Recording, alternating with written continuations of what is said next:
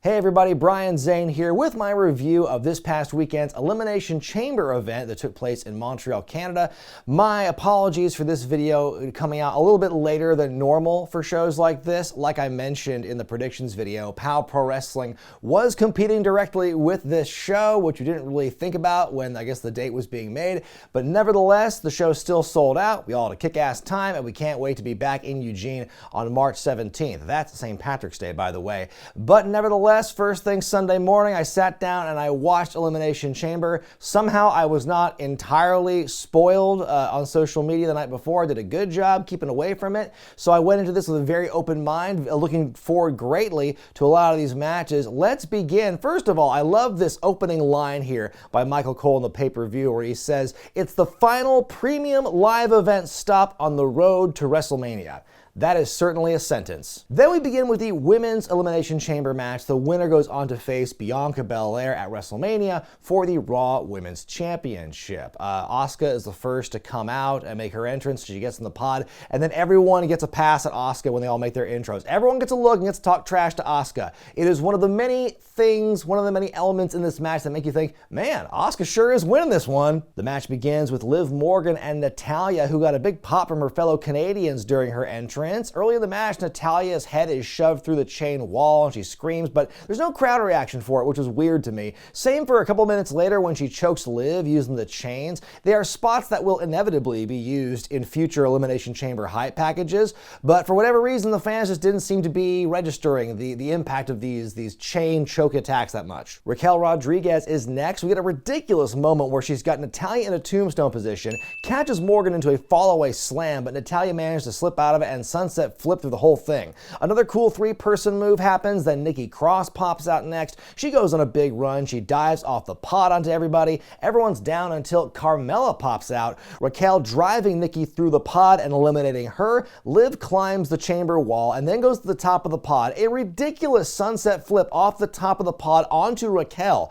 Asuka is the last to emerge from the pod at the right time. She attacks Carmella. Liv goes for Oblivion, but Carmella with a super kick, Natalya with the sharpshooter. Then Asuka locks in the arm submission on top of that. Liv passing out from the pain and is eliminated. Natalya with the sharpshooter on Asuka. She's kicked in the head by Carmella and now she's out. Raquel kicked many times and she's out next. Down to Carmella and Asuka. Mella tries her best, but she's caught in a submission for the elimination and the win for Asuka. I give it 4 stars out of 5. This was a darn good Elimination Chamber match. I thought that the pacing was great throughout. I think everyone really understood their assignment. Like I said at the top of this match, they really telegraphed, like in a lot of different ways, that Asuka was winning this thing. I mean, first of all, just based on the lineup, it seemed pretty obvious, but then, they said, oh, she's the favorite to win. Oh, everyone's getting the time to look and talk to her, and then she's the last one out, and she just destroys everybody. So it all seemed to make sense, but man, it's still a good match regardless, even though it seemed like it was a predictable outcome. I'm greatly looking forward to the Asuka-Bianca Belair match in Los Angeles. Up next, Robert Lashley takes on Brock Lesnar in their third encounter, and it feels very similar to the ones they'd had before this one. Starts out with fists flying and throws right away. Lashley hitting 2 straight spears. Lesnar blocks the hurt lock. He hits an F5, we get a kick out. Another F5 and a kick out.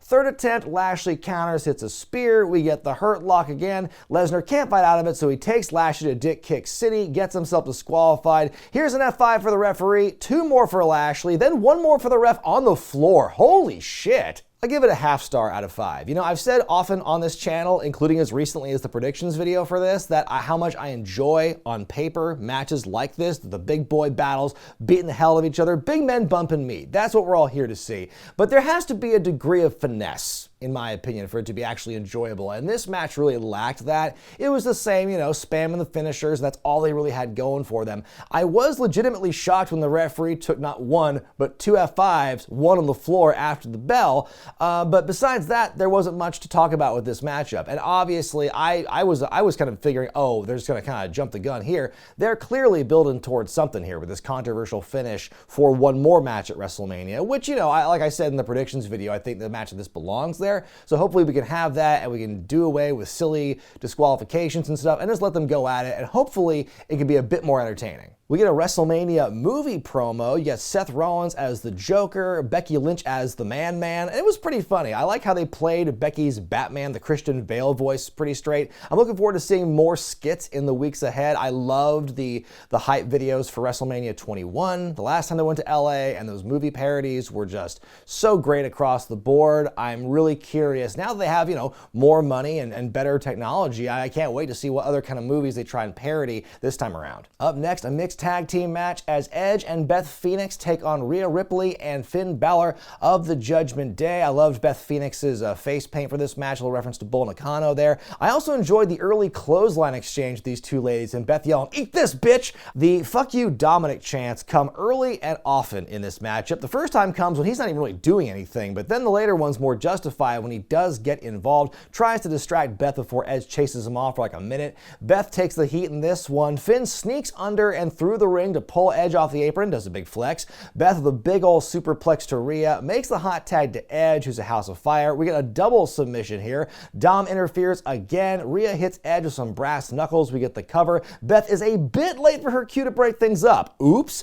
Camera misses Beth throwing Dominic into the ropes, which causes Finn to get crotched. The women powerbomb the men. Beth avoids getting her head cracked open and glam slams Rhea on the floor. Edge hits a spear. We get the Shatter Machine / Big Rig by Edge and Beth onto Finn for the win. I'm going to give it 3.5 stars out of 5. It was a pretty good match, but I'm honestly very surprised because I was just dead certain that, clearly Judgment Day's got to win this one because, you got to protect Rhea Ripley and she's got to look good and strong going into WrestleMania. And even though the team took the fall, she didn't take the pin. So on that level, she was protected to a degree by getting knocked out on the floor with the glam slam and everything. I wouldn't be surprised if this outcome maybe causes Rhea to eventually break from a Judgment Day. I think she's just much bigger than Judgment Day at this point. She's been kind of the glue holding that group together, and I think that whether it's in the build to WrestleMania or afterward, I could see something coming up where she and maybe Dominic, leave the Judgment Day and she does her own thing. I think she's big enough of a talent now, and she's kind of recuperated her career enough that I think she could do that, so time will tell, but I thought this was a good match. Paul Heyman extols the virtues of Roman Reigns in front of a display of energy drinks. Then it's time for the U.S. Championship Elimination Chamber match. We begin with Johnny Gargano and Seth F. Rollins, which is pretty cool given their history with each other on the Indies like 15 years ago. Austin Theory, the defending champion, out next. Austin tries to rekindle his partnership with Gargano, but it backfires. Rollins and Gargano beat the hell out of Austin for a minute when Damian Priest finally enters. Theory plays the role of comic punching bag for a while in this match, by the way. Bronson Reed, the next guy out. Reed showing off the power right off the bat, gets Rollins and Gargano on his shoulders for a double Samoan drop. Reed tackles Priest into the pod, but it doesn't break, which is hilarious considering you had Raquel Rodriguez and Nikki Cross break it in their spot earlier, and they're much tinier. Montez Ford comes out last. Theory is able to get Bronson Reed onto his shoulders for a second, which is pretty impressive, but a scary looking spot here where it first looks like Gargano's gonna break his neck, but then it looks like Bronson Reed's gonna break his neck. Ford climbing up the wall, climbs higher still, then drops onto everyone. Wow. Reed takes about 10 super kicks and like 3 other big moves for him to be eliminated. Rollins and Gargano fight on the pod, and an unfreaking believable Hurricane Rana off the top onto the other 3 guys. Gargano hit with a razor's edge by Priest, and he's gone. Ford with the blockbuster on Priest with Seth's assist, and Damian's gone. Ford is throwing himself at his opponents time and time again here. Ford goes to the frog splash. Theory puts the knees up, and then Ford takes the stomp from Seth. Theory covers for the elimination. We're down to Rollins and Theory. You got medical staff tending to Ford because he looks shaken up. They carry him off. Chamber door is still open. Suddenly Logan Paul shows up, hits the buckshot lariat and the stomp on Rollins. How do you not see that guy coming in that shirt? A-Town down, and Theory retains his championship. I also give this chamber match 4 stars out of 5. I was just really impressed with both chamber matches this year. I think with both of them, there was a nice proportion of showing the brutality of just the scenery and the setting of the cage, but also some of these crazy what the fuck moments, the spots off the top of the pod and what have you. I mean, there were really some mind-melting stuff we saw this time around. Some scary looking stuff as well. Glad to see that I think everyone is okay. And of course, I didn't see the Logan Paul swerve coming, but it does play more into my theory, no pun pun intended, that we're going to get that triple threat match at Mania between Paul and Rollins in theory for the US Championship. And that one, if that comes to fruition, I'm actually pretty excited about that one. We've seen what Logan Paul can do in his small sample size, and we know how athletic Rollins in theory can be, so you have some magic there for sure. Then it comes down to this, folks. It's the main event, the match that pretty much everyone watched this show to see because, you know, maybe a miracle could happen, folks. For the undisputed WWE Universal Championship, Roman Reigns defends against Montreal's native son in Sami Zayn, who got, you know, obviously one of the biggest pops of the night, but hey, he also had the biggest pops of the night on SmackDown before this and on Raw before that. So it's much of the same here. The big love showing from Montreal was just really cool to see. And also the way they plotted out the entrances too. For Roman to come out first, which is so rare for him, to allow for Sami to get this big hero's ovation was a super cool moment. And of course, the bell rings and like they don't even lock up for the first 3 minutes. It's just all waves of chants and, you know, chanting for Sami, saying fuck you Roman. There's all this stuff. It comes and it goes and it comes and it goes, all before they even make contact. And it's just so cool how like that happened. The wrestlers let it happen. The announcers laid out. It was just a really cool and emotional beginning to that match. They trade headlocks, then Sami throws Roman out of the ring, hits a big dive. This escalates quickly. Roman takes over, methodically picking apart his opponent, shouting at Sami's wife and child at ringside. Gets right in their face too. Sami makes a comeback, crowd loving everything they see here. He beats up Roman in front of his fam, gives his wife a smooch. You love to see it. Sunset flip powerbomb, we get a close call. Sami catching a Superman attempt, goes for a haluva kick, but Roman gets him anyway. Sami avoids the spear, hits his own Superman punch and a haluva kick. We get a kick out.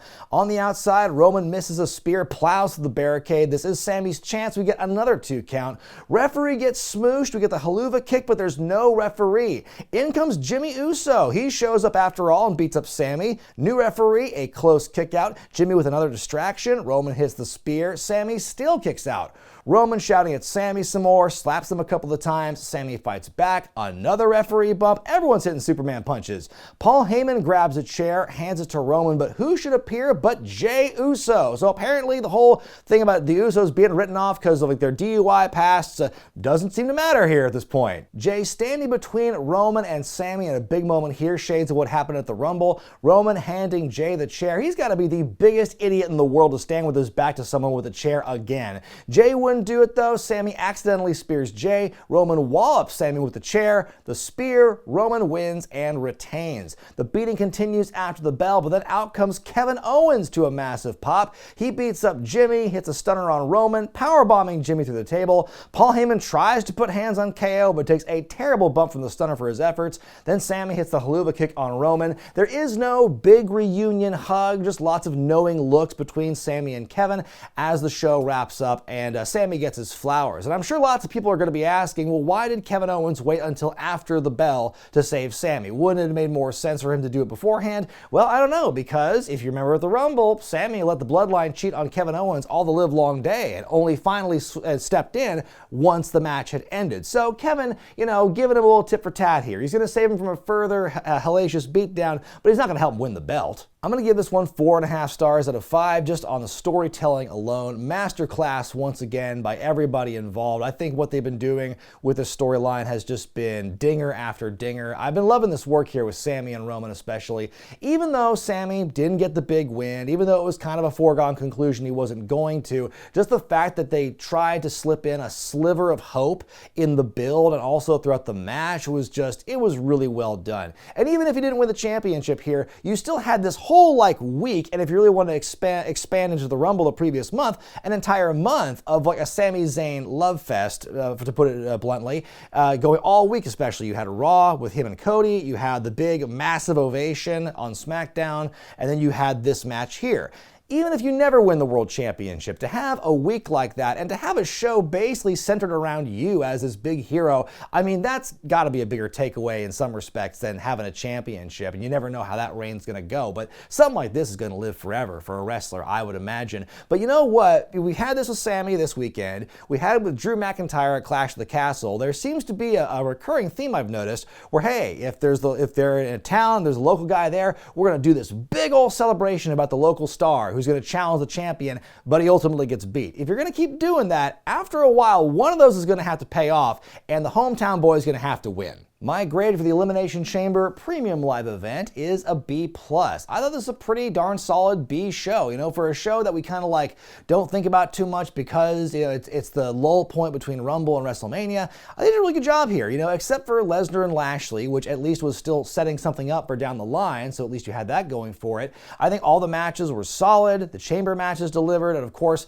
the main event was a lot of fun to sit and watch. We've built a lot of intrigue toward Mania in this show alone. And so I'd say it did its job pretty well. It's a pretty darn good event. But what did you think about the Elimination Chamber, folks? I want to hear about it in the comment section below. Be sure to give this video a thumbs up if you like it, subscribe to Wrestling with Regret, and click that bell icon to get all the notifications for when I upload new videos, including this Wednesday when I drop my next classic pay-per-view review of WCW's Uncensored 2000. It's going to be a blast, folks. Yappa pie. I'm Brian Zane, and I'll see you next time.